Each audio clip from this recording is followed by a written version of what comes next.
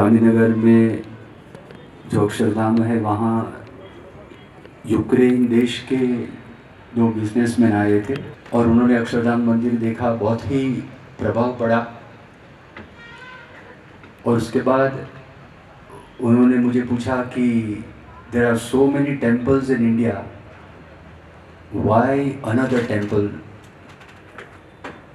भारत देश में बहुत मंदिर है और एक मंदिर क्यों? तो मैंने कहा कि has it ever occurred to you why another football stadium, why another film theatre, why another school, why another hospital, why another TV set? जैसे आपने बात बताई कि क्यों एक और मंदिर बनाया, तो कभी आपके मन में प्रश्न उठा है कि एक नया फुटबॉल का स्टेडियम क्यों, और एक स्कूल क्यों, और एक कॉलेज क्यों, और एक हॉस्पिटल क्यों, और एक फिल्म थिएटर क्यों? उन्होंने सुना, दिल में कुछ लगा बात सच है, और फिर वहाँ से उन्होंने विदाई ली। मैंने उनसे उस समय बात बताई थी कि मैं जो भौतिक चीज़ों है उनकी निंदा नहीं करता हूँ, लोगों को उनकी ज़रूरत है, लेकिन मंदिरों की विशेष ज़रूरत है जहाँ नैतिक और आध्यात्मिक प्रशिक्षण की प्राप्ति होती है। मंदिर के अनगिनत लाभ है। मंदिर से सबसे बड़ा लाभ ये होता है कि मनुष्य का जीवन रूपांतरण हो जाता है। मंदिर से जीवन में शांति की अनुभूति होती है। भौतिक पदार्थ तो कभी भी हमें शांति नहीं दे सकते हैं। पदार्थ जड़ है, हमारा असली स्वरूप आत्मा है, हम चैतन्य है। तो चैतन्य को कभी जड़ पदार्थ से शांति नहीं मिलती है। लेकिन मंदिर में भगवान की बात जब मिलती है, मंदिर में जैसे ही लोग प्रवेश करते हैं शांति की अनुभूति करते हैं। और मंदिर का सबसे बड़ा प्रदान तो वही है कि भगवान में श्रद्धा मंदिर से प्रकट होती है। कोई भी व्यक्ति मंदिर में आता है, उनके मन में, क्योंकि जब कोई व्यक्ति स्टेथोस्कोप देखता है तो डॉक्टर की याद उसे आती है, उसी तरह जब मंदिर देखता है तो भगवान की याद साहजिक रूप से उस व्यक्ति को आएगी ही आएगी। श्रद्धा उत्पन्न करता है ये मंदिर। लेकिन भगवान में श्रद्धा, भगवान की महिमा अगर समझ में आ जाए तो जीवन का अंतिम लक्ष्य ऐसा मान लीजिए कि हमने सिद्ध कर लिया है। तो आज के अवसर पर जालंधर में इस मंदिर में मूर्तियों की प्रतिष्ठा परम पूज्य महंत स्वामी महाराज के हाथों से हुई है। तो आप सबको निवेदन है, इस मंदिर का नियमित रूप से आप लाभ लो और अपना जीवन धन्य बनाओ। Necessity is the mother of invention. जब किसी चीज़ की आवश्यकता होती है तब उनकी शोध होती है। मनुष्य को जब शिक्षा की ज़रूरत हुई तब गुरुकुल, विद्यालय, महाविद्यालय ये सब बने।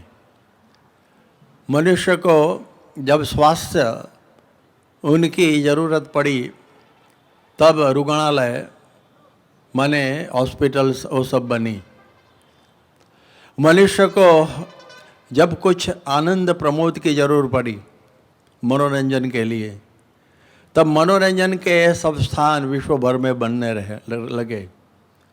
लेकिन ये सब होते हुए भी मनुष्य को शांति नहीं मिली। जब उसको शांति की ज़रूरत हुई तब उनके लिए मंदिर बनाए गए। तो मंदिर है शांति के धाम। जहाँ मन स्थिर होता है वही तो मंदिर है। इसलिए सारे विश्व में मंदिरें हैं। कोई ऐसे मंदिर है जिसमें मूर्ति नहीं रखते हैं, किसी मंदिरों में मूर्ति होती है, लेकिन एक स्थान तो सभी जगह है ही। सब भगवान की भक्ति के लिए स्थान चाहिए। जैसे स्वामी जी बोलते हैं, प्रमुख स्वामी, कि कलेक्टर को कुछ काम करना हो तो पेड़ के नीचे बैठ के नहीं होता है, ऑफिस चाहिए। वैसे भगवान की भक्ति के लिए ऐसे स्थान जरूरी है।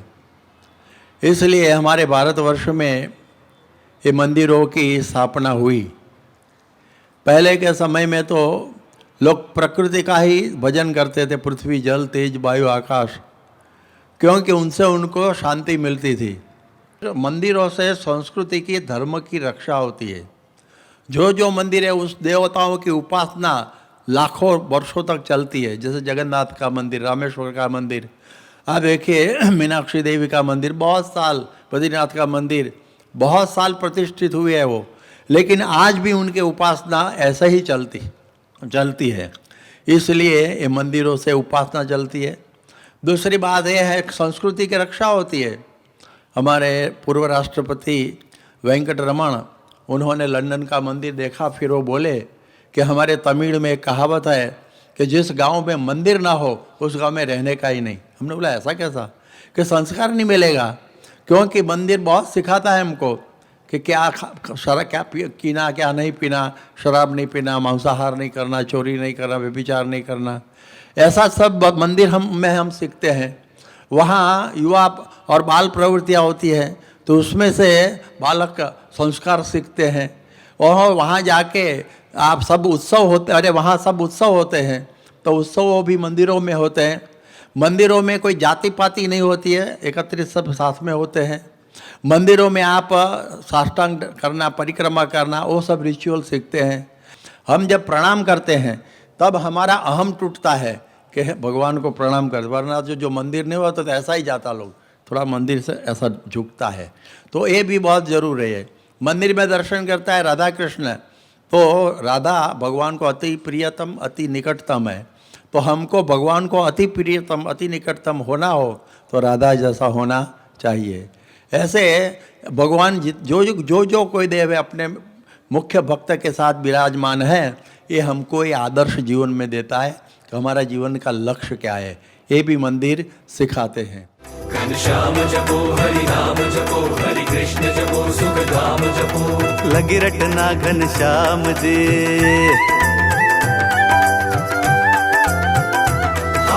लगी रटना घनश्याम दी नाम दी, लगी रटना घनश्याम दी नाम दी, लगी धर्म कुंवर सुख धाम जी, होए लगी धर्म कुंवर सुख धाम दी, नाम नाम नाम दी, लगी रटना, होए लगी रटना घनश्याम दी नाम दी, लगी रटना घनश्याम दी नाम दी।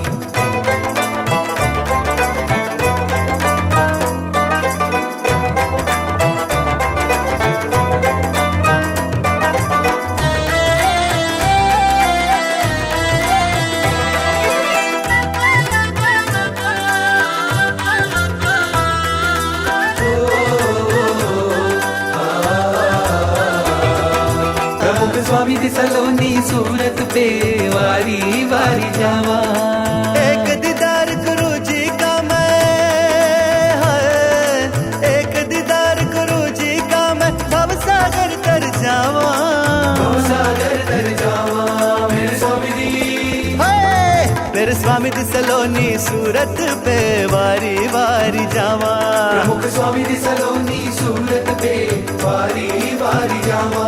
मुझे ज्ञान दिया प्यारे गुरु जी ने, मुझे ध्यान सिखाया प्यारे गुरु जी ने, मुझे गले लगाया प्यारे गुरु जी ने, भव रोग मिटाया प्यारे गुरु जी ने, मुझे मानव बनाया प्यारे गुरु जी ने, संस्कारी बनाया प्यारे गुरु जी ने, मुझे भक्त बनाया प्यारे गुरु जी ने, मुझे मुक्त बनाया प्यारे गुरु जी ने, कण कण मेरा, कण कण मेरा बदल दिया, उपकार ये कैसे भुलावा, उपकार ये कैसे भुलावा मेरे स्वामी जी। स्वामीनारायण भगवान ने कहा था और वो मानते थे। उन्होंने कहा कि कोई पण जो अणु सरखो એટલે एक एटम इतने जो हमारे साथ में साथ देंगे तो हम उनको मेरू जितना मानते हैं। मेरू मतलब सबसे बड़ा पर्वत, वो तो ब्रह्मांड के बाहर है, पर उन्होंने कहा कि इतना हम मान लेते हैं। तो आपने कितना सहकार दिया है, वो सहकार साथ की बात तो हो गई है, फिर भी वो सहकार साथ की बात करना ही पड़ेगा, करना ही पड़ेगा, क्योंकि ये प्रदेश में ये एकदम अनजाने प्रदेश है और यहाँ इतना साथ सहकार मिला है, वो बहुत बड़ी बात है। जो योगी बाबा कहते थे कि जो ऐसी भावना रखते हैं कि बहुत सुंदर कार्य हुआ और कुछ भी साथ सहकार न दिया, फिर भी स्वामी जी योगी महाराज कहते थे कि वो उसको अक्षरधाम में ले जाएंगे। तो ये उनकी बड़ी भावना है। हम समझे या ना समझे अक्षरधाम क्या है वो कुछ नहीं, पर वो भगवान की कृपा, भगवान कृपा साध्य है, वो क्रिया साध्य नहीं है। हम कितना भी साधन करें, कितना भी साधन करें, वो सब सुषुप्ति में लीन हो जाता है, वो भगवान के पास पहुंचता ही नहीं है।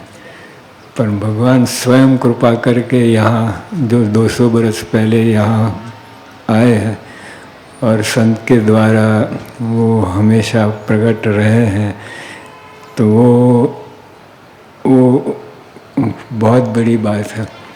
तो इसके लिए वो उनकी कृपा हमेशा रहेगी। वो भगवान एक बार आ गए और संत के माध्यम से रहेंगे। हम जाने या ना जाने, कुछ ख्याल हो ना हो, ज्ञान हो ना हो, उन भगवान की कृपा ऐसी है, भगवान हमको पकड़ के ले जाएंगे अपने धाम में। भगवान के संत और जहाँ भी भगवान के संत हो और वो हम लोग को सच्ची राह बताते हैं, जीवन परिवर्तन करते हैं और इतना। परंतु स्वामी जी ने तो ये जीवन परिवर्तन किया है हजारों का, और उनके साथ चलते जा रहे हैं, उनका भी परिवर्तन 1 सेकंड में किया है। तो ये ऐसी दिव्य मूर्ति थी, खूब अति दिव्य मूर्ति थे, तो उन्होंने ये सब कार्य किया। तो वही ये मंदिर है, वो प्रमुख साईं के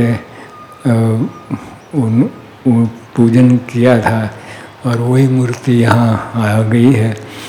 तो ये सब उनके संकल्प से यहाँ खूब सत्संग बढ़ेगा, सत्संग होगा और सबको आनंद होगा, सुख शांति मिलेगी। मेरे स्वामी दी सलोनी सूरत पे वारी वारी जावा, प्रमुख स्वामी दी सलोनी सूरत पे वारी वारी जावा, महंत स्वामी दी सलोनी सूरत पे वारी वारी जावा, महंत स्वामी दी सलोनी सूरत पे